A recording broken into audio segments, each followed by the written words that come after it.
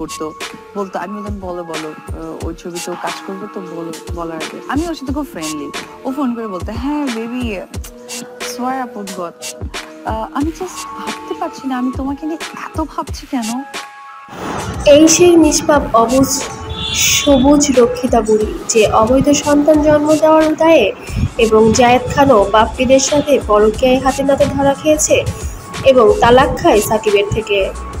এখন কথা হলো, বুবলি সাকিবের এখনো ডিভোর্স হয়নি, হয়তো একটু রাগ অভিমান হয়ে আছে, যেটা সংসার জীবনে সবারই হয়ে থাকে। কিন্তু তালাক খাওয়া রক্ষিতা মহিলা এখনো কেন বুবলির জামাই সাকিবের পিছু কুত্তার মতো ঘোরে, এটা আমরা কেউই বুঝতে পারি না। এটা কি পরকীয়া না? কোটি টাকার গাড়ি বাড়ির জন্য শাহ আলমের মতো এমন বৃদ্ধ মানুষটারও 6 বছর রক্ষিতা হয়েছিল ঢালিউড কুইন অপু বিশ্বাস। আসলে তাকে কেনই বা ঢালিউড কুইন উপাধি দেওয়া হয় আমি বুঝতেই পারি না। এটা কি পরকীয়া না?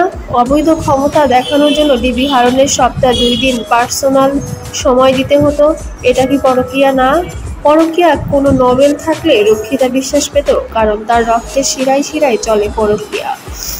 পরকীয়ায় কেন নোবেল থাকলে এই রক্ষিতা বিশ্বাসী পেত সর্বপ্রথম নোবেলটা। তারপর সাকিবের সাথে তালাক খাওয়ার পরও খোঁজ নেয় হারুন, শাহ আলমদের মতো সুগার ড্যাডির। তাদের রক্ষিতা হয়ে হাতিয়ে নেয় নামি দামি গাড়ি বাড়ি।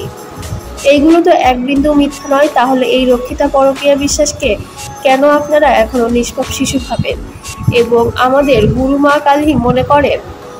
সবশেষে এটাই বলবো, তালাক খাওয়া বউ এখন কেন আরেক মেয়ের জামাইয়ের পিছনে কুত্তার মতো ঘোরে? রক্ষিতা বাহিনীদের ধর্মে এটাগুলোকে পরকীয়া বলে না, এগুলো তাদের মা কালীর আশীর্বাদ মনে করে।